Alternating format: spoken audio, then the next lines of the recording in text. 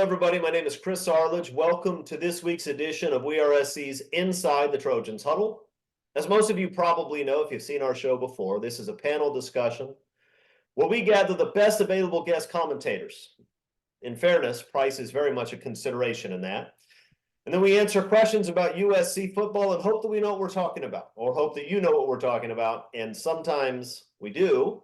Let's meet today's esteemed panel. First, a WeAreSC columnist who writes the Monday Morass, Yay or Nay, Sunday Takeaways, in addition to regular season football and basketball reports. He writes more words per week than William Shakespeare wrote in his entire career, and he does it well. He also hosts his own podcast show entitled Locked on USC. He's a crowd favorite. The irrepressible, the inimitable, the sometimes combative, the always lovable Mark Culkin. The editor-in-chief of WeAreSC.com, a columnist, a national recruiting guru, producer, moderator of in-season video shows, 4 Downs and 5 Things. He's an active member of the Football Writers Association of America, a graduate of USC, the studious, the sober-minded, the learned, Eric McKinney. I'm your substitute host. Our esteemed leader, for personal reasons, can't be with us today, and so we're going to muddle through without him. A lifelong USC fan spurned by Larry Smith coming out of Lake Elsinore High School because Smith did not want 5'8" defensive backs who could not break 4'8" in the 40. Related, Larry Smith was fired 3 years later. A former defensive back at William Jewell College and arguably the second greatest football mind ever to come out of that esteemed institution, just behind Bill Snyder, just ahead of Dan Lanning. I write the Musings with Arledge column. I was going to say weekly column. Sometimes it is. Video show Musings with Arledge solo edition, graduate of the USC Law School. I'm a trial lawyer in my day job when I'm not wrestling around with USC football stuff. My name's Chris Arledge. All right, folks, if you enjoy WeAreSC.com's Inside the Trojans Huddle, we encourage you to click on the like and red subscriber buttons. In fact, I'm going to change that a little bit. Even if you don't like it, I would prefer that you click on the like and the subscriber buttons. I'm going to pause just for a second while you do that. Thank you. Friends, speaking of WeAreSC.com, it sounds like we have a fantastic offer for first-time subscribers. 1 month of WeAreSC premium content for only $1. And listen, I read our stuff all the time. I can assure you it's worth $1. I don't know if it's worth much more than that. I think it is, but I can promise you it's worth $1. Sign up, see for yourself. I think you'll enjoy what's going on, especially because we have a lot of recruiting stuff going on right now. We're getting close to spring practice. If you don't do it, if you're not reading it, then you're going to be the only one in your friends group that doesn't know what's going on at USC football. It's going to be embarrassing for you and embarrassing for everybody else. Okay, I think that's it. Guys, we ready to do this? Roll. First quarter. Spring practice will be on us before we know it. Panel. What Trojan will make a major move this offseason? And who really needs to make one? I'm going to mix things up. Eric McKinney, start us off. So I'm going to, maybe it's not interesting. I'm going to go with the same guy for both. The guy I think needs to make a jump and the guy I can see potentially doing it. And it's someone we talked about a lot last year before the season started, and then less and less and less and less and less through the season. Anthony Lucas came over as a big name out of the transfer portal, the same as Bear Alexander. I mean, the thought was the two of them are going to come in and just wreak havoc on that defensive line. And Anthony Lucas lost a bunch of weight, tried to play some rush end in the spring, moved to defensive end in the fall, couldn't ever get a fit. Kind of became, for us, I think, the poster child of mismanagement of defensive talent under the previous regime. And so he's a guy where I could see when Danton Lynn talks about, we want defensive line versatility, we want to be able to move guys, we want to do a bunch of stuff with athletic defensive linemen. He jumps out as a guy to me that you should be able to do something with. So I wanted to give 2 different guys, but if you wanted to throw in importance too, I'd name him again. I think he's that guy that covers all of that. You need to get the best out of your most talented defensive players, he ranks up there, I think, just in terms of the talent that he brings. And so finding a spot for him, and I think that that recharge of a new staff, new kind of responsibilities, a new feeling for that defense, I think that can erase a disappointing 2023 season pretty quickly for a guy like that. So I'm gonna go him for a bunch of different categories, but those two specifically, I can see him coming back with a better 2024 than what we saw in 23. Yeah. So no matter what question I ask, McKinney is going with Same Anthony thing, Lucas. starting quarterback. Line that up. I got Anthony Lucas for you. All right, let me ask you on this. Where is Lucas going to play, do you think? Is he going to have his hand in the dirt? Which of these two defensive line coaches is going to be in charge of taking him and turning him into an All-American? It's interesting because at UCLA, right, there were the two big 315, 320-pound guys right in the middle. And then the two edge guys were smaller and stood up for the most part. So I think Lucas is one of those edge guys. He's not 320. He's not going to get to that point.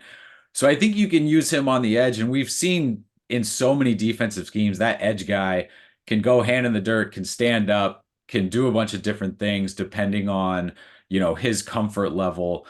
But Laitu Latu, right at UCLA, he stood up on the outside. He was coming after the quarterback. He was rushing all the time. He dropped back occasionally, but you knew what his role was on the outside. I could see maybe that spot for Lucas, but I don't see him at this point. Who knows? Maybe we show up and get to see a spring ball, and he's put on 40 pounds of from last year, and he is one of those interior guys with Bear in there. But I think he's an edge guy. I think you use him off the edge to get after the quarterback. Mark Holken, who's your guy? Or if you're going to answer the question properly, the way I asked it, guys.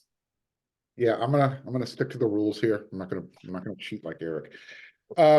Yeah, so I've got Elijah Page as the guy who needs to, right off the bat. You need that left tackle. If Miller Moss wants to have one less thing to worry about, it should be his blind side. And I think we saw enough of Elijah Page last year that he's got the confidence. I think he knows he's being groomed for that position. And I like what I saw from him in the Holiday Bowl. So I think he is the must guy who has to step right away. Now, to what Eric was really touching on, I agree. Anthony Lucas was my other answer. But I want him inside. Put the 30 to 40 pounds on him, put his hand back in the dirt, and let him be that violent, aggressive guy. Let Eric Henderson turn him into an NFL defensive lineman. Because I think if you look at what USC's recruiting right now, especially their edge guys, they're bigger. I mean, you look at their height and their body frame and the size, the weight they can add naturally, just as they continue to mature. I think you're going more for, I don't know if they're going to go true 4-3, but I think they're looking for that bigger defensive end type of guy going forward with a Cameron Fountain. So, let's start getting those guys bigger that you already have on the roster. And if you can do that with Anthony Lucas, standing him up, great. To me, just the way he's built, he looks more like a hand in the dirt type of defensive tackle than a defensive edge guy. So he needs to do it, because if not, USC's defense is just going to continue to run in peanut butter, and you're not going to get very far. Well, we don't want him running in peanut butter. I think we can all agree on that. No, and we don't want another, highly rated guy coming to USC. I mean, I'd hate for him to start getting tagged as the next Corey Foreman. Should be able to do whatever he wants on the football field, but hasn't done anything on the football field yet. Yeah. No, look, Anthony Lucas is clearly the guy this offseason that we want to see big things from. I think he's an edge guy. I don't think he's an interior guy, but I don't think he's a 3-4 edge. I think he's a 4-3 edge, as Mark was alluding to. More Bruce Smith than Lawrence Taylor. I don't know that he has the athleticism to be a stand-up guy in a 3-4. But I think as a 4-3 guy with his hand in the dirt, I think he probably does have that kind of athleticism, and he has that size. And look, ultimately, you never know why guys don't perform the way you wanted them to always, right? Some guys, you look at them and you say, I'm not sure they have the physical skills. With Anthony Lucas, I think everybody knows he has the physical skills. And in fact, that he can do some things on the field that are exciting to people. I mean, if you remember last spring, everybody was talking about Anthony Lucas. He was, he's blowing up plays, he's doing this or he's doing that. Then he goes on the field, and frankly, I think he looked a little tentative, a little lost. That's probably Alex Grinching, and it's probably the reason for it. We have now a defensive staff that everybody thinks, and I think they're right about it, is a world-class NCAA defensive staff. They need to be able to take a guy like Anthony Lucas, help him to understand what he needs to be doing, figure out whatever fundamentals are missing, and unleash that guy. If they can't do that, they're not as good as we thought they were, and I suspect they will. I like all those answers. Elijah Page obviously is a big piece of this upcoming offensive line. I'm going to go with a couple other guys, also freshmen, because usually you see the biggest jump from your freshman to sophomore years with guys. Not always, but that's usually where guys really, they change physically and they change in terms of their ability to play at a much faster level. I think you're going to see all four of the freshman wideouts look different next year. You saw flashes from all of those guys, and you saw the rare physical skills from Deuce Robinson. You saw the explosiveness and the change of direction from Zachariah Branch. You saw really at the end of the season, maybe the guy that was the most impressive, despite the fact that he weighs less than I do, I think, but 6'4", long arms, with an ability to go up and get the ball. Makai Lemon made some nice plays in the bowl game. These guys are extraordinarily talented guys who are going to be far better next year than they were this past year, I think, and need to be, because USC lost a ton of wide receivers, and they need all four of those guys to step in and not just play, but step in and really make critical plays in critical situations, because you don't have a Taj Washington or a Brendan Rice to throw to this year. So, and I think they will. I'd add to it Elijah Hughes and Sam Green, who I think, when you're talking about guys up front, those were guys who were not as highly recruited as USC fans often want them to be, right? We always want the 5 stars. But they jumped off the screen when you watch their videos. I think those two guys are going to be big-time players this coming year, and I'm excited to see it. So, anyway, that's where I'm coming from on that. Any thoughts before we move on to the second quarter, guys? Okay. Forever hold your peace. Second quarter. NCAA enforcement, NIL, and the future of college football. A whole bunch of things have been happening over the last couple weeks, like a whole bunch of things. The NCAA went after Florida State originally. Now it's investigating Tennessee and Florida. Simultaneously, the states, and probably related to that, the states of Tennessee and Virginia filed lawsuits against the NCAA to challenge its ability to enforce the NIL rules that it wants to enforce. You have some prominent college football or college names, including Rick Pitino, saying the NCAA should back off and shouldn't really be involved in this at all because it can't. Then you have the Big Ten and the SEC forming an advisory group to discuss the changes in college sports. And most recently, the National Labor Relations Board has concluded that Dartmouth basketball players are employees of the university. All of those things, I suspect, are leading us a particular direction, but I'm up last. Mark Culkin, where are we headed? What should we make of all of this stuff? Well, you mentioned the SEC and the big conference getting together to kind of advise of what they should happen. That was essentially them giving the NCAA their vote of confidence support, which means we're going to be hearing the hey, nah, goodbye song pretty soon. This is the end of the NCAA. There is just so much going on. It's too much for me to digest. I mean, we were talking about this briefly before we started the show, and it's just like, wow. So Dartmouth has declared their basketball players employees. I'm assuming that goes across the line to their football program as well. And that just means eventually USC is going to have a pretty expensive employee list, if that's going to be the case. I don't know. I think we do know that pretty soon the NCAA is not going to be a part of Division I football, at least with the SEC and the big conference. You're going super conferences. And what happens in 5 years, I have no idea. But college football, college athletics, as we know it, it's dying. Someone's pulled the plug, and now it's just a matter of, when this thing dies and it's recreated into whatever it's going to be. I'm just drag me along with it. We'll see where it goes. I have no idea other than things are changing. And like you said, Chris, really quickly. All right, McKinney, you're the WeAreSC boss and a member of the Football Writers Association of America, which tells me that you must have some really deep and important insights to share on this. Where are we headed? What I'd like to happen, I think the SEC and Big Ten, you start wearing the fedoras and the gangster era, like pinstripe suits. They start meeting in like the back rooms of bars, and you go back to kind of Prohibition era, bootlegging and stuff. And it's those two kind of Hatfield McCoys going at each other. I think ultimately that's what it becomes. The Big Ten, the SEC are going to take this over. And I think they become the AFC and the NFC. And you have your two major conferences. People are trying to bail out of the ACC already. You only have 4 conferences right now.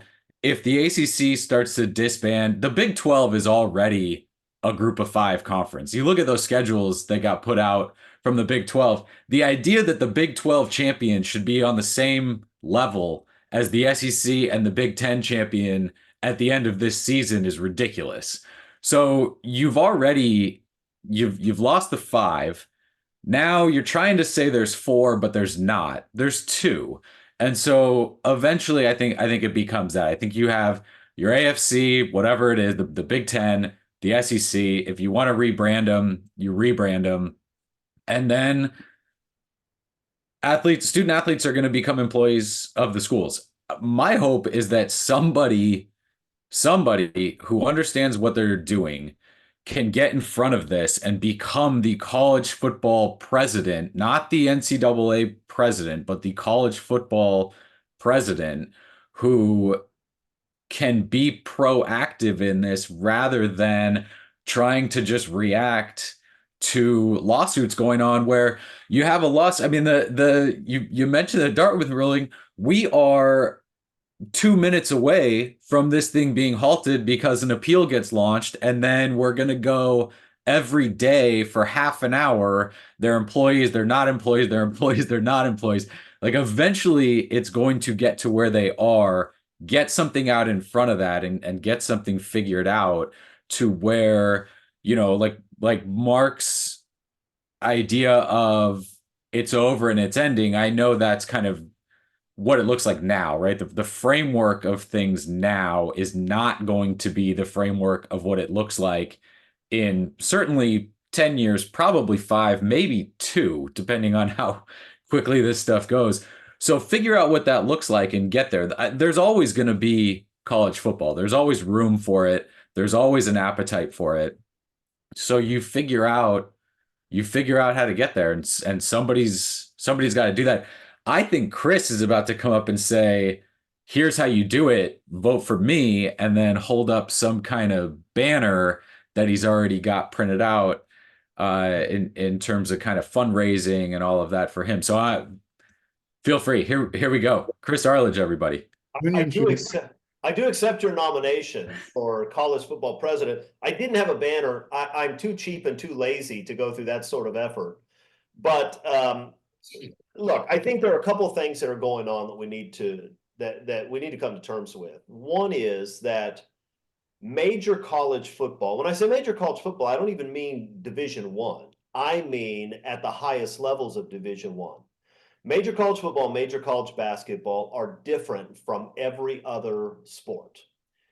And the problem that we have right now is that when the NLRB, I don't know about Dartmouth basketball, I'm not sure how much money they make, but I bet they're profitable. But when the NLRB looks at Notre Dame football or Texas football, are they supposed to conclude anything other than this is a major money-making for-profit venture?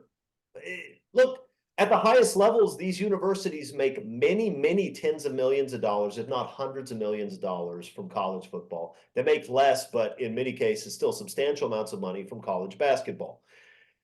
They're not amateurs. This is not Little League. This is not the rec league. This is a professional sport. And so it's going to be very difficult as time goes on for the NCAA and the universities to continue to keep all of the money, which is what they've wanted to do forever, right? That's the whole point. The whole point of the NCAA is to allow the colleges to keep the money. And we rip on the NCAA, and rightly so, because it's a corrupt, disgusting organization. But the NCAA is only the colleges combined who, right, they're the ones that set the rules. They choose the people run it. The universities have had this fantastic thing going for decades where they make gigantic sums of money and don't have to share it with the labor because it's amateur.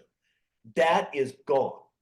But just because it's gone for college football does not mean it's gone for field hockey, right? I mean, those are two completely different things. Field hockey is not a $100 million a year enterprise at the University of Southern California. I'm quite sure they lose money. And so I don't know that the NLRB really needs to decide that every athlete in every sport at every university is an employee. When I played football at William Jewell College, we didn't make any money. We lost money. Nobody wanted to see us. We were a small school and we weren't very good. Nobody came to watch. We'd have like 700 people in the stands. It looked like a high school game. We were not employees. It was really amateur in terms of financial gain, in terms of quality of play. It was amateur. And so there's going to be a breaking away of the major college football basketball programs. They're going to break away from the NCAA because the NCAA is trying to set rules for a bunch of different types of enterprises that are not the same.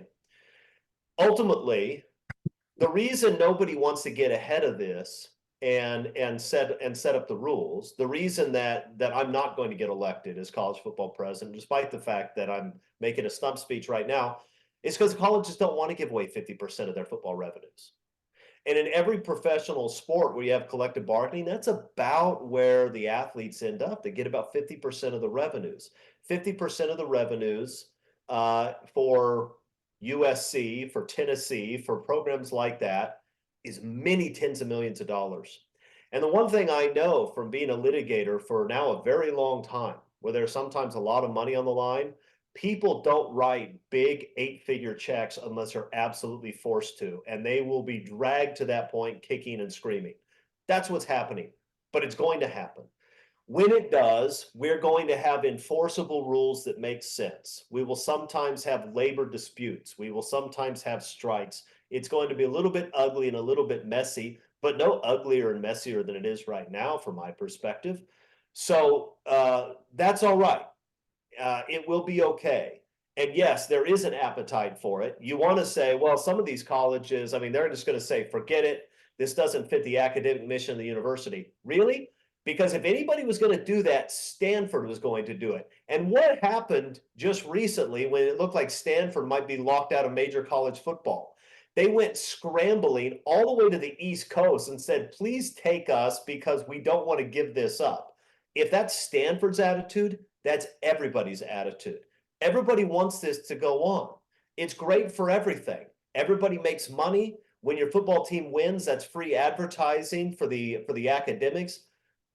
When Virginia Tech went to the national title game a couple decades ago with Michael Vick, the next year, applications soared at Virginia Tech. It's good for the university, even if some of the academics don't like it. The people that run the universities do. So the NCAA is going to die. It's going to be replaced by something else. The SEC and the Big Ten are going to lead the way because, as Eric pointed out, the Big 12 doesn't have a single blue blood program in it. There are programs that will need to be in whatever turns out, like BYU and Utah and Colorado. Those teams need to be in whatever this final thing is. They're major college programs. But there are no blue blood programs in the Big 12. Nobody cares what the Big 12 thinks. Those teams are going to be scrambling to be a part of what are the SEC and the Big 10 decide. The ACC has a few blue blood programs who are dying to get out. They're doing everything they can to escape the ACC. So the two major conferences are going to set this thing up, and I think things are going to happen quickly, especially with the NLRB deciding that if Dartmouth basketball players are employees, what do you think that makes about Alabama football players? So it's going to happen relatively soon. I'm telling you, the first time these kids decide to unionize and then go on strike, be the worst thing they ever did. Oh, it may be, although I don't know. I mean, when professional Don't athletes mess around with Alabama Saturdays, Chris. You don't mess around. They're Saturdays. Hey, when professional athletes go on strike, the fans scream, but they usually come back and there's usually a good deal. And look, there's a lot of money to be made, and it's not going to be given up without some fighting. What the players do, look, the truth is, no, I'm not going to say that. I was going to give my thoughts on labor unions. I'm not going to. I will just say that they will have professional negotiators representing them that may or may not care about their interests and may or may not do a particularly good job. But at the end of the day, you will have enforceable rules, and they will be enforced. And you'll have revenue sharing, which is going to get rid of this silliness where we're calling pay for play NIL when it's not, right? Guys whose name, image, and likeness have no value whatsoever are getting money under the guise of NIL. That's not what it is. You're being paid to be the second string guard at the University of Alabama. That's what you're being paid for, and there's nothing wrong with that.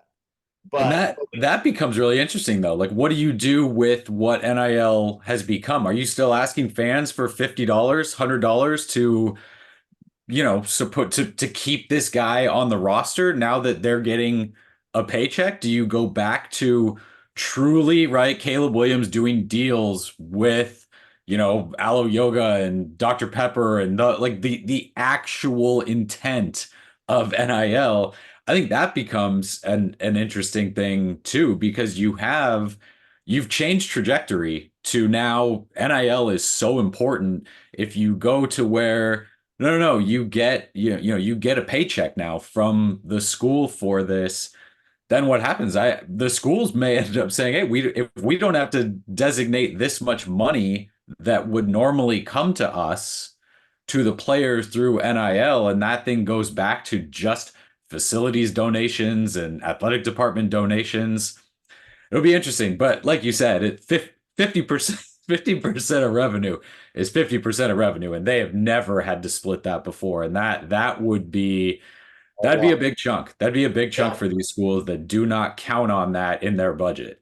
And it's going to be a hit for the Olympic sports. It's going to be a hit for the team sports that don't get a lot of fans, because right now they're living off the largesse of the football program. But once the football players say, we're going to take 50% of that revenue, that's going to be a problem. But it's really a problem for the universities, right? When you think about it, at most universities, at small colleges, if you have a girls softball team or a boys baseball team, you do not have a bunch of money from the football program paying for it. The school has to come up with the money, and they do. There's no reason the USC can't come up with enough money to pay for a baseball team outside of the football program. The reason they don't do it is because, unlike William Jewell or whatever tiny schools are out there, they don't have to. They can just take it out of the football money. Once that goes away, they're going to have to do something else. They may start cutting programs like Stanford did a few years ago, even though Stanford has more money than Stanford could ever spend, right? They have gigantic sums of money, so much so that they don't even need to charge tuition, and they still cut sports programs. Some schools will do that. They don't have to. It's a choice they're making, and it's not because the football players are finally getting a piece of the hundreds of millions of dollars that they helped create. It's because the schools are just cheap and they want to use the money somewhere else. But it is going to be a hardship for those other programs. Coaching salaries become an interesting thing to watch too. Like, do they keep climbing up, or is your coach making the same amount as your quarterback now? Yeah. Yeah, no, it's interesting. Yeah, I mean, look, in the NFL, quarterbacks tend to make more money than the coaches. Yeah. Maybe not Belichick, but maybe even in Belichick's case. So is that likely to happen? Maybe. Look, in the NFL, the quarterback is more valuable than the head coach. I don't know that that's true in college football traditionally. Even a great quarterback is not as valuable as Nick Saban, Pete Carroll, Urban Meyer. They're not. But does that change under the new model? I don't know. But once you have a market-based model, the market will figure it out. I know that. Okay, halftime. We've had two big recruiting weekends for USC, and the new USC staff is there trying to wow kids. And we've had kids coming in from all over the country, big-time guys from the South, from other places. The new defensive staff, including Eric Henderson, are there making waves. So let's start with you, Mark. What are you hearing? What are you hearing right now about the two recruiting weekends? And then tell us, what are the realistic outcomes for USC in the 2025 class? USC has not recruited at a Pete Carroll level the first couple of years that Lincoln Riley's been here. Should we expect that to start, or should we continue to expect USC to be somewhere around 12, 13, 14, and we're just going to have to learn to like it? What do you think? Well, as far as I'm concerned, I'm not a fan of the recruiting class rankings to begin with, so I kind of just play along because everybody likes to win that mythical national championship, get that top 10 class. Now, these kids who have been coming out these last couple of junior days, the fact that they're coming out means USC has a foot in the door. I mean, that's the kind of pull that Eric Henderson has been able to kind of use so far. Lincoln Riley went out, he backed up the Brinks truck, and USC brought in a great defensive staff, top to bottom. I don't think anybody's complaining about any of the changes he's made with his personnel as far as the staff is concerned. You had players who canceled previous plans to come to USC for this junior day. So USC has their attention, and you have Eric Henderson, who is well known if you're talking about defensive linemen. It's still going to take some work to get these guys to maybe come back again.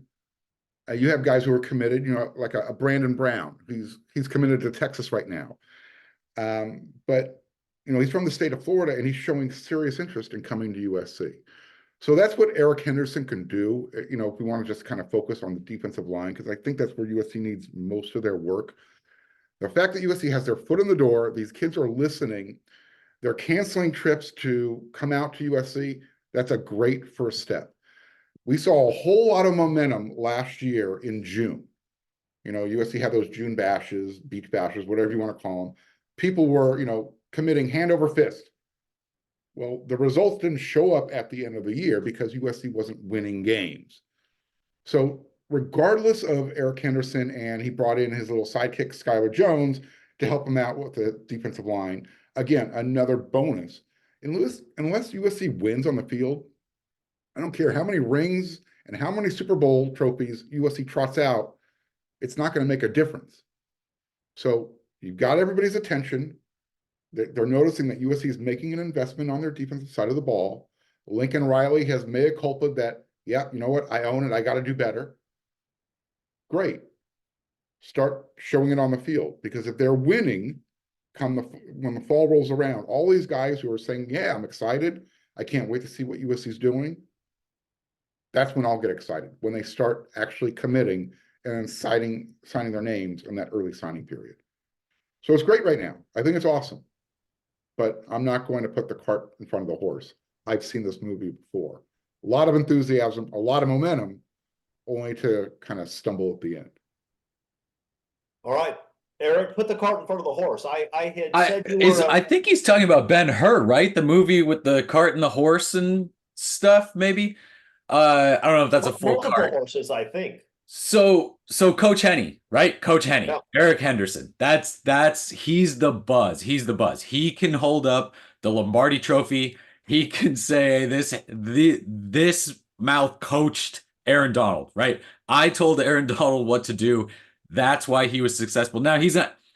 it's not exactly like that, right? Like it's not taking that credit, but he has coached some big time NFL guys. And what we've seen is these recruits believe in the development skills of this defensive staff. They have seen these guys have been around NFL guys. They've coached NFL guys. They've coached college guys who are now going to be drafted into the NFL. They understand what it takes, and there's a much stronger belief in the ability of this staff. Mark's right. You're not all the way there. You've got like the boulder teetering on the edge of the cliff. You have to push it over during the season. You have to prove that, yes, what they've done previously now works at USC. All of that stuff is meshing together. You can have the success that they've had with other guys at USC. And that's where it all comes together. That boulder has been sitting there for like 6 years now. They've been talking about, we're going to play good defense. We're going to do this. We're going to get this done. We're going to get this done. Every single offseason, it feels like, boy, USC is saying all the right stuff. They've got a bunch of momentum. They just have to show it on the field. And then we get to the field and it's like, no, don't watch that. We'll try it again next year. And so that's where you are again. But I would say maybe the boulder's bigger, right? It can cause more damage if USC can really get it going because of what these guys have done at other stops, and because you're hearing more 7-on-7 coaches, mentors, high school coaches have a deeper and more steadfast belief in the ability of these defensive coaches to really develop and coach and teach football and get guys to the next level. So when you're fishing out in Alabama and Florida and Georgia, that's a long line. There's a lot of ways that you can get hung up when you try to pull that all the way back to California. So it's going to be tough based on those guys, but you're in their head more than you have been. You're going to get more of a push from local high school coaches, Southern California high school coaches that are going to start believing, okay, they're serious about playing all aspects of football. It's not just I'm okay with my wide receivers going to USC. I can send linebackers. I can send defensive linemen. They're going to get coached up there. And that's different. That's a little bit different feel this offseason. So again, nothing's happened. I will say the chance to finish up the 2024 class, right? Signing day is on Wednesday, which I don't know how deep we're into this, and we just mentioned signing day, which shows you how much the December period has completely swamped anything that goes on in February. But Mana, right? Manu Bulabulavu, who came in on an official visit. He'd signed with Washington, a defensive lineman, 3-star guy, originally from Northern California, goes to school in Carlsbad in Southern California now. One of those guys that was good enough for Washington to go all in on him and sign him. And he was going to be one of those guys that went up to Washington and was a terror against USC for 3-4 years that he played there. Utah, USC, now the finalists for him. USC seemed to do a really good job, again, pitching that we've coached NFL guys. We know what it looks like, the connection, all that with that new staff. So this visit weekend, it's going to do a lot, I think, for 2025 eventually, potentially help wrap up your 2024 class. And again, it sounds good right now. There's a belief that they can get it done. We're still going to be, I think, discussing August, September. What does it look like? How are we doing? So again, we'll keep all the horses in front of the carts at this point. Yeah, look, if Kyle Whittingham really wants a defensive lineman, that's probably a guy we want too, right? I mean, he's been as good at anybody as finding guys in the western half of the United States that are a little bit undervalued and turning them into really good football players. So a few things. Mark talked about the mythical recruiting title. I would say this. It's certainly the case that with individual recruits, the stars they're given don't necessarily mean very much. with individual players. I've always believed that. But it's not a mistake, or it's not an accident that Pete Carroll and Nick Saban and Urban Meyer and guys like that tended to always have top 3 recruiting classes, because it's easier to be a really good coach if you have really good players. And if you have a bunch of 4- and 5-star players, you probably got some good football players. Yes, you're going to have a Whitney Lewis in there, but you're also going to have a Reggie Bush in there from time to time. I mean, it does matter. And USC has not been recruiting at that level under Lincoln Riley. And I think, frankly, I'm shocked by it. I thought when he was hired, I thought this is top 5 classes as far as the eye can see. USC is going to be loaded with talent. USC does have some talent, but they're not Alabama or Georgia talented, and they haven't been recruiting like Alabama or Georgia. USC fans point to NIL, and NIL is an issue. USC thinks they're close to fixing that problem. Spencer Harris says we're going to be all right. We have the budget, which is what the coaches said they needed, and we're going to meet it in 2024. Great. If we're competitive in NIL, that takes away that potential issue. Some guys are going to take the most they can get, but most players won't. Yes, they want to get paid. They don't want to get next to nothing when other schools are offering them hundreds of thousands of dollars. But that's not the only thing they care about. And the other things they care about are things that USC has not been very good at. Eric said for the last 6 years, maybe that was being nice to USC, and maybe even longer than that. The truth is, if I'm a high school football coach and I don't love USC the way I love USC, am I steering my guys to USC under Clay Helton? Why? Do I hate them? Do I want to ruin their careers? I mean, it's possible to play for Clay Helton and become a good football player and get drafted, but it's also highly likely that if you go there, you're not going to know what you're doing, and you're going to get embarrassed on Saturdays, and you're not going to be developed. And then when Lincoln Riley comes in and he keeps Alex Grinch for 2 years, and you watch the defense run around, and it's worse than anything we ever saw under Clay Helton. If I'm a high school football coach, I have deep concerns about that. If I'm a parent, I have deep concerns about that. Lincoln Riley has finally done what he needed to do. He has actually gone all in on putting together the very best defensive staff you can find. That will pay dividends. Does it mean USC is going to make the playoff this year? I'm not saying that. It's possible, but I'm not saying they will. What I am saying is you're going to see a defense that plays differently than past USC defenses.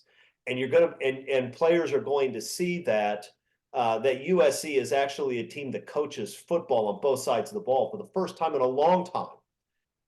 Players want that. Defensive players want to be developed. Offensive players don't want to lose 45-42. They don't want to go 7-5.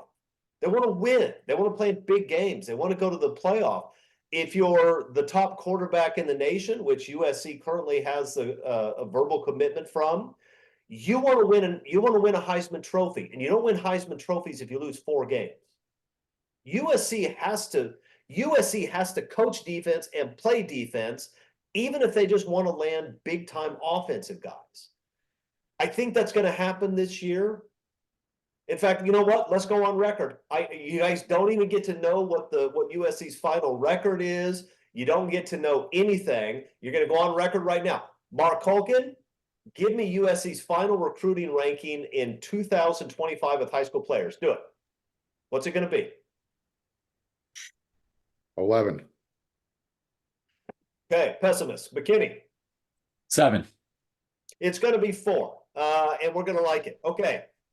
That's easy. And you've got them in the playoff. This was a segment, man. This was newsworthy segment here. I said I'm pretty sure I heard what you said. And here's the thing, Chris, where you and I actually agree, we just say it differently. I don't like the star rankings, but we both agree that if USC and Alabama and Georgia and Ohio State are recruiting you, you're a good player. That's how players and classes should be ranked. You've reached Alabama level, you've reached USC level, whatever that is. It's not a star ranking. I care about which coach is recruiting you. And if you win enough of those recruiting battles for guys that everybody wants, then you're going to have a high-ranked recruiting class. But just because a guy is a 3-star instead of a 5-star, look, if Kalen DeBoer and Kyle Whittingham want a guy who is a really productive high school player and has the size that makes you think he can play college football, that sounds like a good guy. And you're going to have guys on the message board that say, oh, he's a 3-star, another 3-star. Yeah, but he's a 3-star that Kyle Whittingham wanted. And Kyle Whittingham is the best at finding 3-star guys and turning them into guys that USC can't block. I mean, he's the best at that. So, if Whittingham wants him, I want him. All right, enough of that. Listen, friends, we again strong. I sound like Jim Nance when I say that. I'm only copying Greg. This is what he encourages us to say. Go wait. We're looking live. Can we do that on a tape delay show? That's right. Look, we encourage those of you watching Inside the Trojans Huddle on sites like YouTube to click the like and red subscriber buttons. I said it once, but apparently we care a lot because I'm saying it twice. Please do that. Please sign up, especially with this. Look, this $1 deal, $1. If you're not doing that, if you are not a WeAreSC premium subscriber next week at this time, even at those absurdly low rates, you really need to reassess your current life plans. I have concerns about you. Just get it done, all right? McKinney wants you to get it done. All right, third quarter. College football's remaining traditions. So, college football tradition seems to be a thing of the past. Rose Bowl doesn't matter. Rivalries don't matter. They're falling to the left and to the right. This is kind of a problem because if you would have asked me 20 years ago what the best thing is about college football, I would have told you college football traditions. So, guys, are there some college football traditions that still need to be protected? What should we do to save those? And give me your favorite USC and non-USC college football traditions. McKinney, you're up. So I can appreciate that the Big Ten went all in with protecting the rivalry games, right? I think that is absolutely key. You're going to eventually get these conferences that have 25 teams in them, 26 teams in them.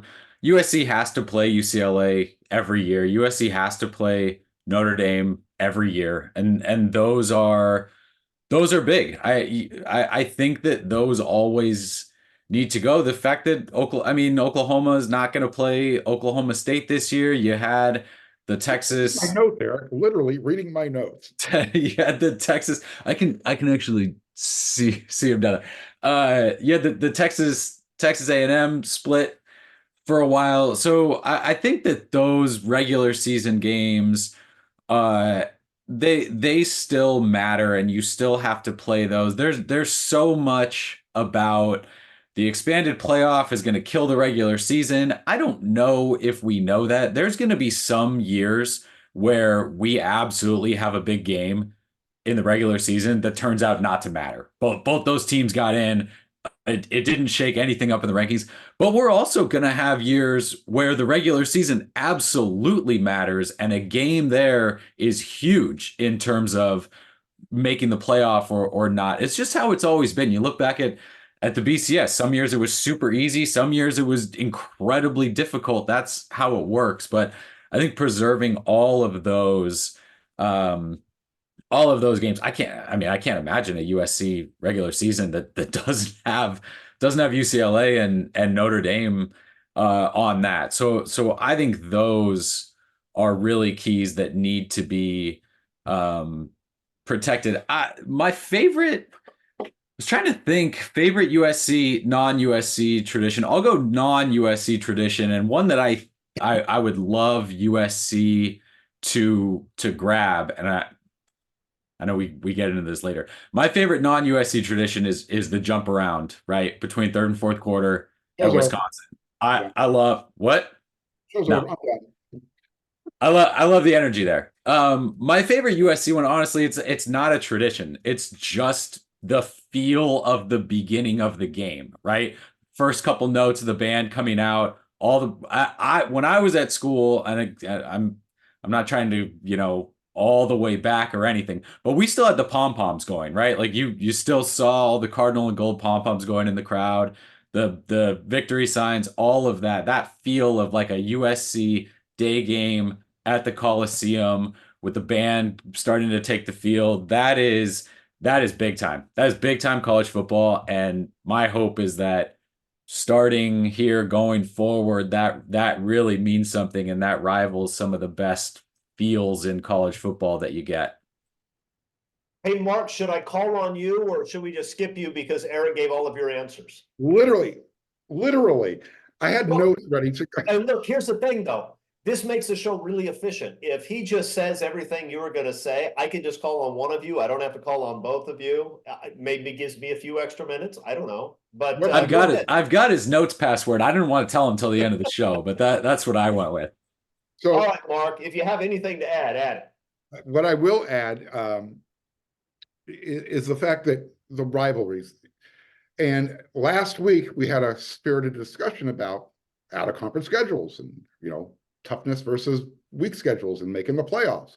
It kind of sounds like everybody's going to be playing a tougher schedule going forward when we go to the AFC NFC protocol that Eric alluded to earlier in the show. So I was right.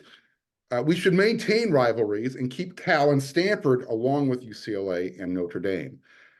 I'm with Eric, 100%. Jump around, and USC should do it this year, but not in the fourth quarter. They should screw with whiskey fans.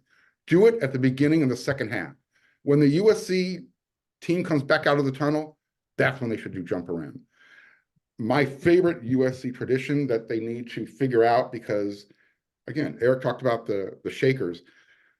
There's a lot of tradition in the Big Ten country. I would love to have the WeAreSC chant and the SoCal spell out done, number one, correctly. Number two, more importantly, when there are still enough fans left in the stadium for it to actually sound good. So yeah, let's figure that out. But thanks, Eric, for answering the question for me. Why don't you get started? The WeAreSC chant, I think, between the first USC touchdown, right? The extra point goes through and it's all the way until the kickoff. Right, that whole gap, and that's it. Every game. Get started. No, absolutely.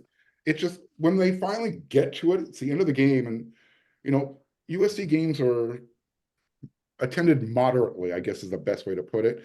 So at the end of the game, when everyone's trying to beat the traffic, it doesn't sound good. It's just it's an echo of WeAreSC. You don't hear it. Figure it out. Yeah. I think Mark has a looser interpretation of the word rivalry than I do. I don't count Cal and Stanford as rivals. They are important. They're important opponents for USC for a long time, and I'm all in favor. I don't think we need to go there again. I do think though that protecting the rivalries is really important. You mentioned Eric mentioned Texas and Texas A&M, which was scrapped for a while. OU's not going to play Oklahoma State. They haven't played Nebraska in a long time.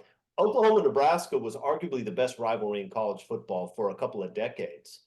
For that to be lost was huge. And the crazy thing is it didn't have to be lost. They went to new conferences. They still play out of conference games. The reason it was lost is because everybody was mad at Nebraska for leaving, number one. And number two, because those two schools didn't want to lock themselves into a difficult non-conference game that they'd have to play every year. There will be pressure on USC and Notre Dame when USC is already lining up all of these Big Ten schools that are difficult to not play that game. I think most USC fans and I think USC and the people that run it understand the importance of that tradition. But you hear it even now from some USC fans. We should scrap the Notre Dame game because, you know, it makes it hard to make the playoffs. They make the playoffs. First of all, we haven't made the playoffs ever. And while I think USC is likely to do that over the next 5 or 10 years, hopefully multiple times, I wouldn't give up the most important tradition for USC football just to make it easier to make a playoff. That's ridiculous. You have to save these series. And the traditions go with it. Now, the truth is the individual traditions that the individual schools have. If you go to USC games, you know what the USC traditions are. You go to a Notre Dame game, you see the honor guard and the fight song and the way they do things. It's fantastic.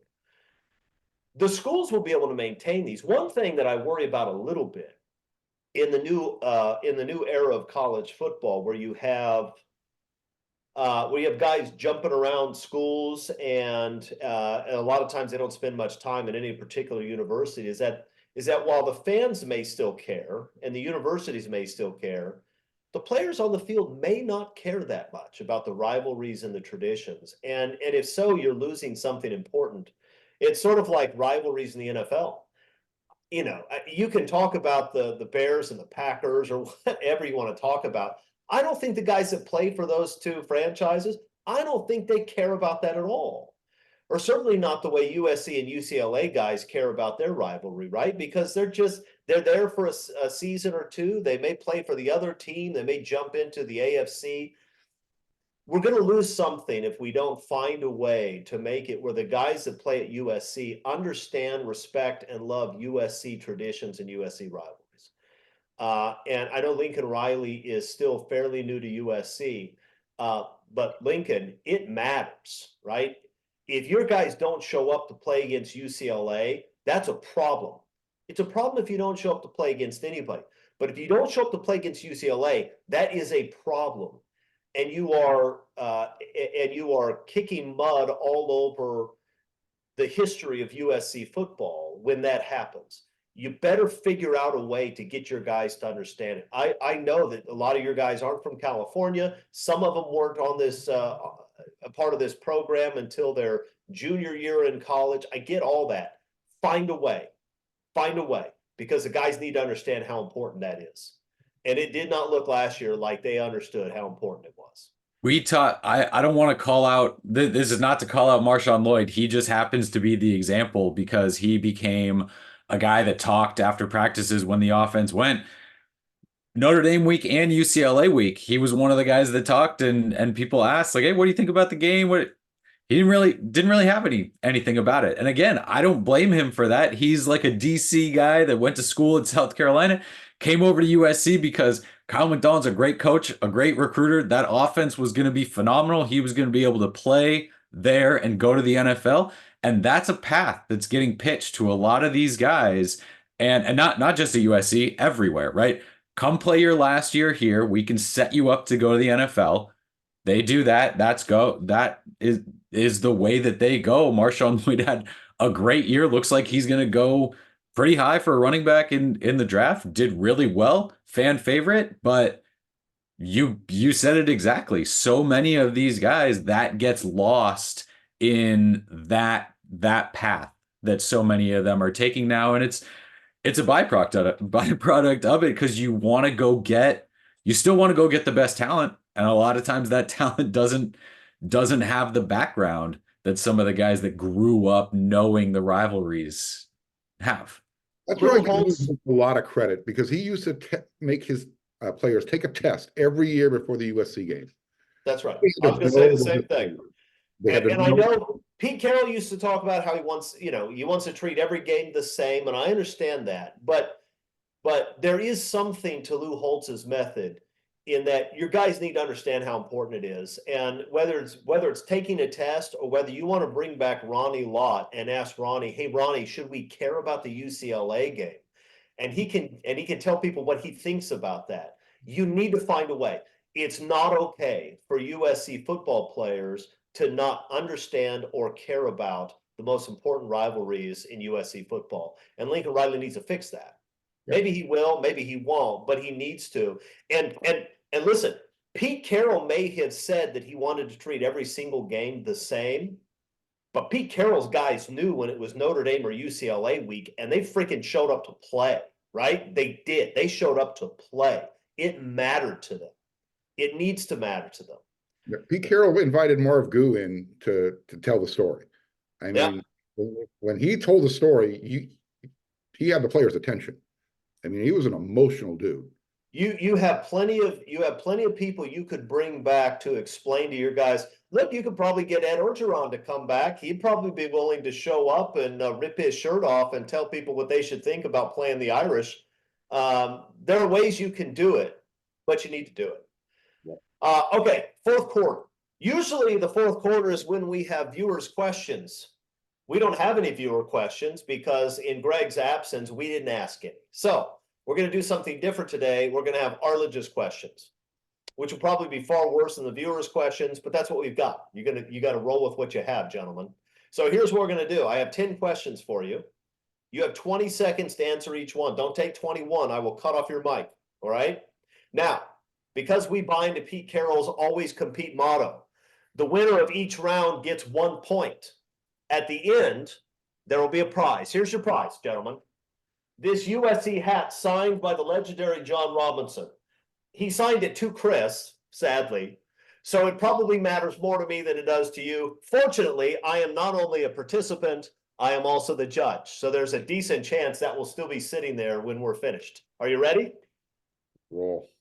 Okay. Yeah, I mean, I should have read that paragraph in what we got said. I gotta tell you, there's a lot of text together. I skipped over it, but no, I'm focused now. I'm gonna do a quick walkthrough, get my bearings, and then we're good to go. Hey, McKinney, you're like a guy who doesn't understand his team's important rivalries. I just transferred in. I'm sorry. All right. So here we go. We're gonna go back and forth. Number one, sneakiest game on USC's 2024 schedule, the one that sounds like it should be easy but may not be. Mark, you go first. Yeah, so USC is coming home after a big win over LSU in Vegas. This might be a little bit of a letdown game. Pig Farmer coming back to town. Utah State. Utah State. Eric McKinney, is it Utah It's State? not Utah State. Mark's third this round, right? I'm gonna say at Maryland. So you've got Penn State at home. Maryland is going to be your third cross-country trip. If they stick that thing early in the morning, you've been at Michigan, home at Wisconsin, at Minnesota, home to Penn State.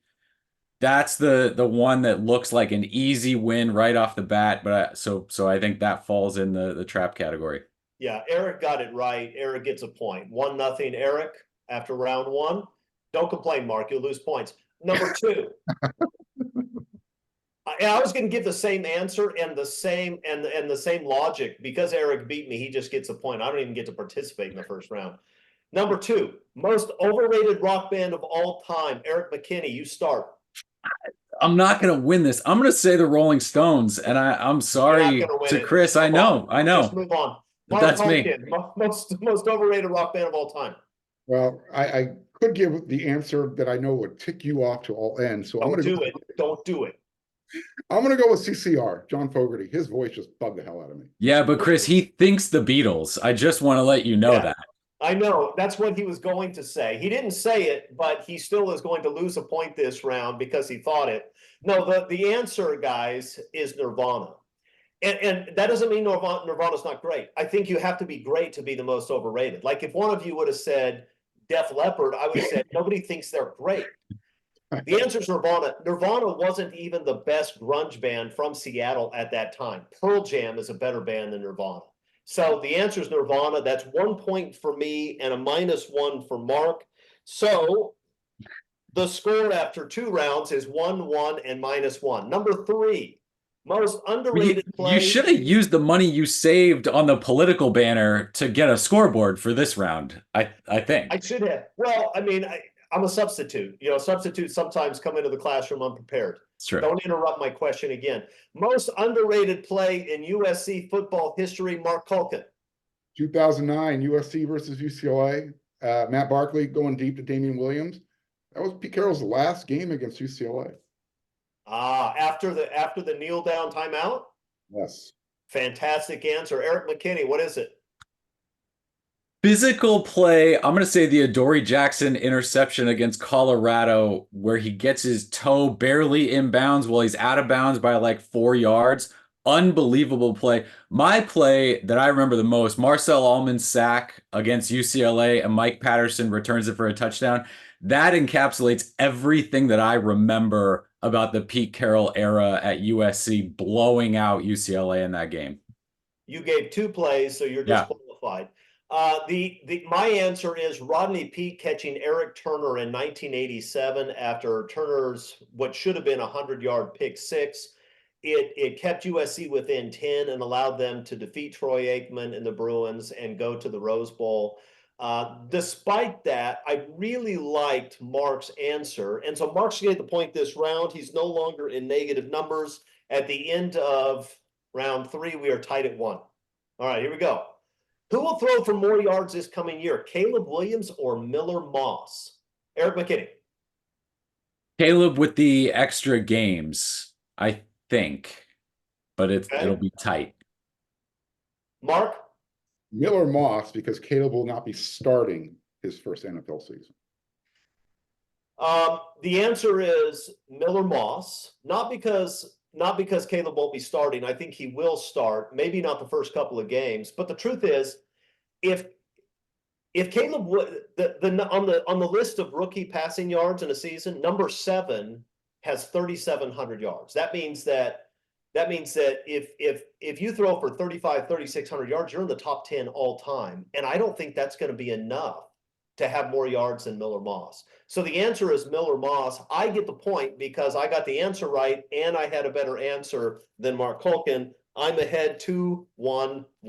It's a great decision, Chris. It's a great decision. I appreciate that. And you're setting yourself up nicely for the next round. Carl Weathers passed away just a few days ago, which makes this question both timely and critical. Best Rocky Balboa opponent. Mark Culkin. Yeah. You don't kill Rocky's best friend. It's Ivan Drago. Period. Ivan Drago. Okay. But give us, you still have 10 seconds. Why Drago? He killed Rocky's best friend in the movie.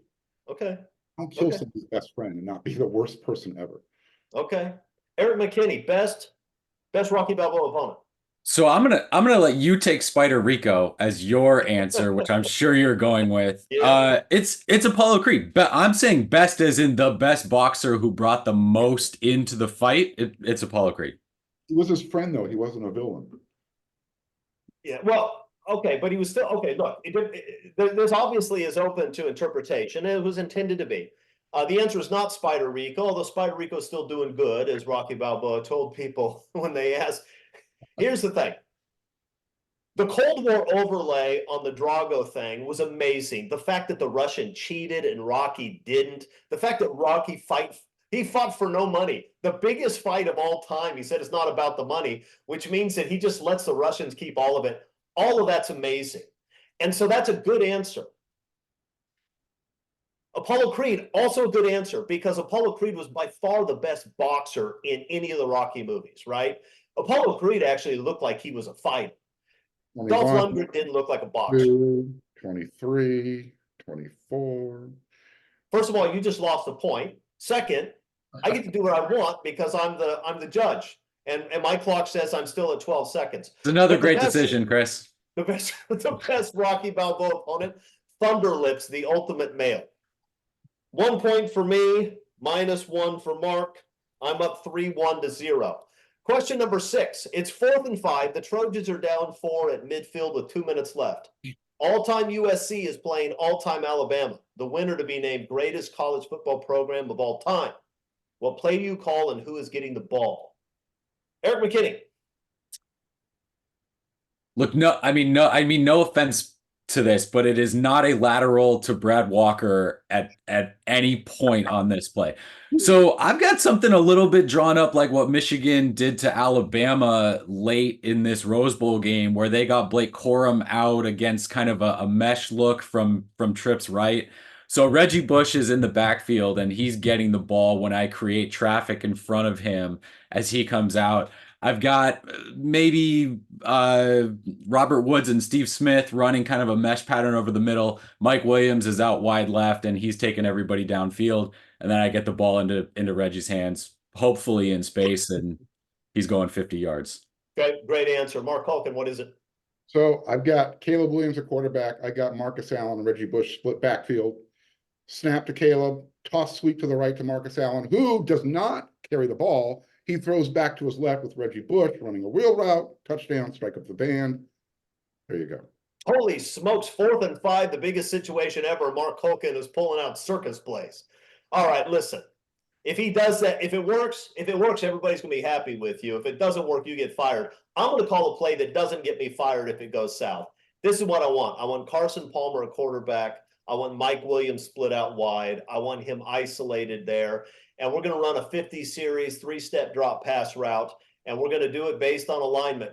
I feel pretty comfortable with the hitch. I feel pretty comfortable with the fade and the back shoulder throw. And I feel great about the slant. Mike Williams with his size, Carson Palmer with his accuracy. I think I'm getting that 85% of the time. You know what, Mark, because you came up with something crazy and irrational that makes no sense, we're going to go with you that time, 3-1-1. Number 7, movie that you'll always stop and watch if you're flipping through the channels and you see that it's on. Mark Holken. Breakfast Club, Hoosiers, The Searchers. Three answers, you're disqualified. Eric McKinney. I Yeah. mean, I learned that early. I had a couple written down. I am not giving two. So it's a little tough because it does you have to kind of figure out if it's on TV, that's different than the theatrical version, right? So you have to take that into account. But I'm going with Bull Durham.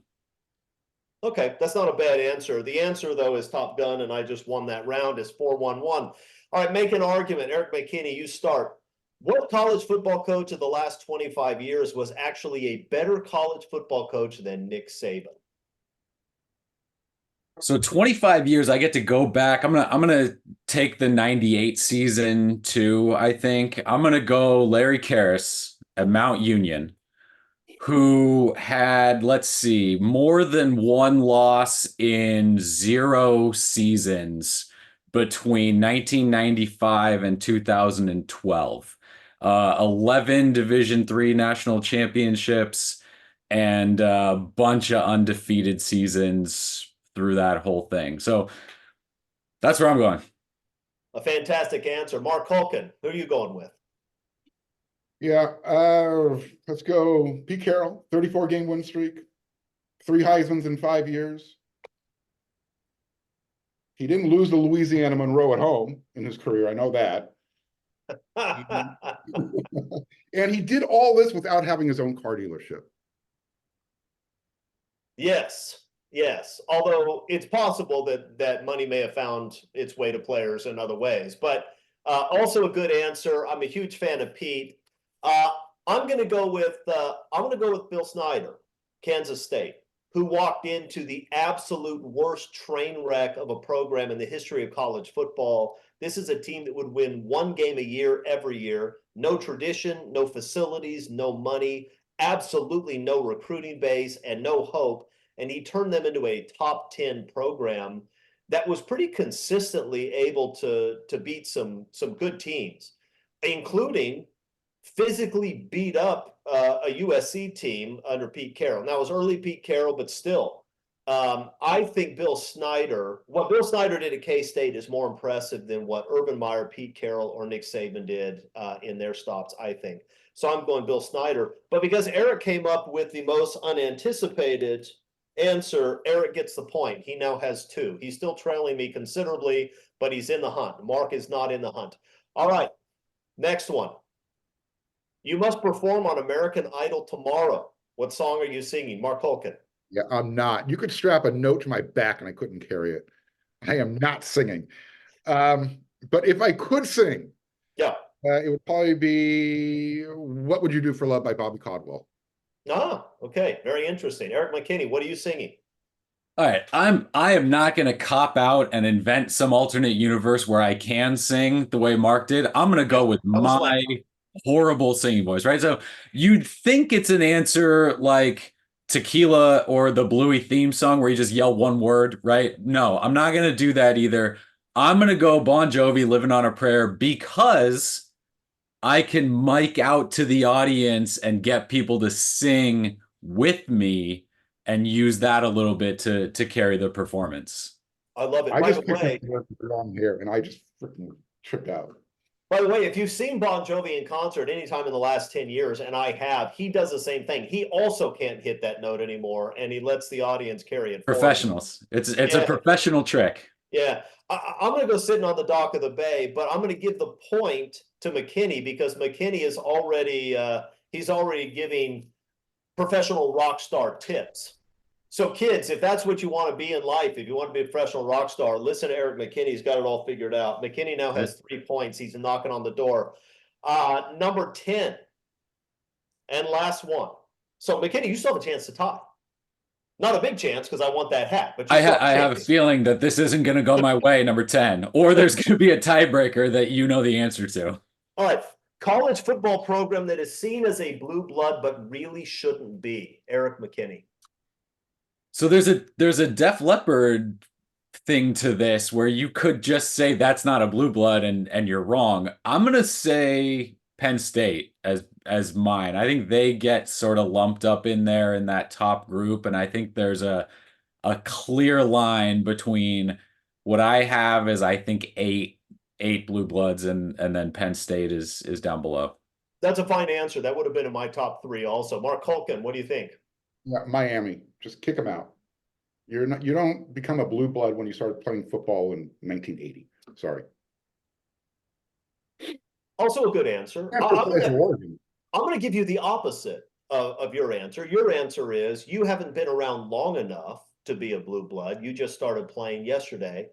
I'm going to go with Nebraska, which was without question a college football blue blood for a long time, the 50s through the early 90s, without question, but is absolute garbage right now. And unlike some of the other programs that have fallen into disrepair, I don't know, USC, Notre Dame, Oklahoma, some of the others that have struggled, I don't see a path back for Nebraska. I may be wrong. Matt Rule's a great coach, but I don't think there's a path back. So I don't think they have a chance. Mark Holkin, congratulations! You won that point, which means that I get to keep my hat. But we had an exciting close round. You guys did a good job, better than I expected you to do. Frankly, I thought I'd win all 10. Okay, let's move on to overtime.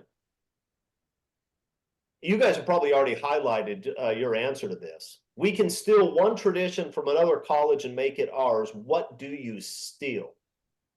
Go ahead. You're gonna have to come up with a new one now. You already used yours. Mark Holkin, what's it gonna be? We get to steal one. I already used mine. I got to find another one. Can you we can use the same one if you want? Yeah, I'm serious. I want to take Wisconsin's jump around. Okay, Wisconsin's jump around. Yeah, instead of doing it to begin the fourth quarter, start the second half, getting the crowd revved up. I love it. I also like that it would actually force USC fans to stand up, which is something that's actually difficult to accomplish. Okay, good answer. Eric McKinney, do you have a better answer?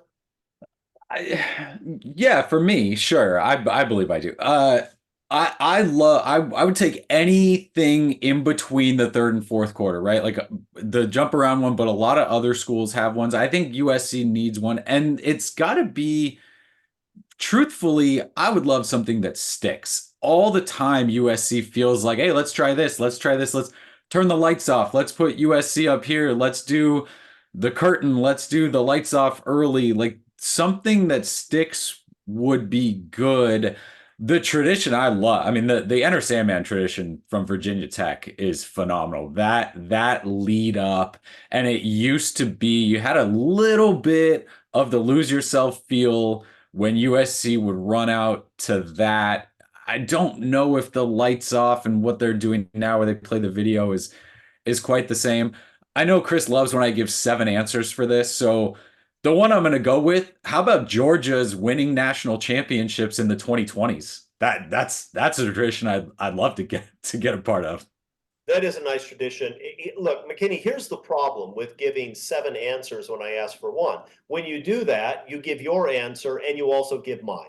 Mine was Virginia Tech's Mr. Sandman entrance. And I understand that Mr. Sandman is only, 32 years old or whatever it is. And that doesn't feel old enough to be a real tradition. But I got to say, that's an amazing song to come out to. The fans are into it. I mean, that's a great entry. And is much better than what USC has been doing. It's only because you would do this to us. Mr. Sandman by the Chordettes does not give you the same feel as Enter Sandman, the song that they use. I love Mr. Sandman. Maybe at the end of a blowout, you play that as the other team leaving. We're gonna put you to sleep, Mr. Sandman. Bring me a dream, make him the cutest that I've ever seen. Yeah, that's not the song I intended, but you called me on it. That is the one I chose. So hopefully nobody's listening to me. It's just like USC to finally pick up on one of my ideas and choose that one. All right, guys, anything else that we need to tell people before we leave? This is your last chance. I mean, not ever, but it's your last chance tonight. Yeah, Greg, get back soon. Otherwise, you're going to get Wally pipped. Chris does a really good job hosting. Well, there's no chance of that. Eric McKinney, anything? Come on, a word of wisdom, please. No, we're good. The next time I see you, can I try the hat on? Yeah, you Okay. can try it on. That's it. not a That's a problem. win enough for me. All right, well then we're done. Look, that'll do it for Tuesday's edition of Inside the Trojans Huddle. A big thank you to our panelists, Mark Culkin and Eric McKinney. A big thank you to all of you who are watching or listening out there. Next time, bring your friends. I'd like to see our numbers go up. I don't know if they deserve to, but I'd still like to see it. Click on the like button, whether you liked it or not. Have a great weekend. Until next Tuesday, this is your guest moderator, your substitute teacher, Chris Arledge, saying, "Fight on, everybody."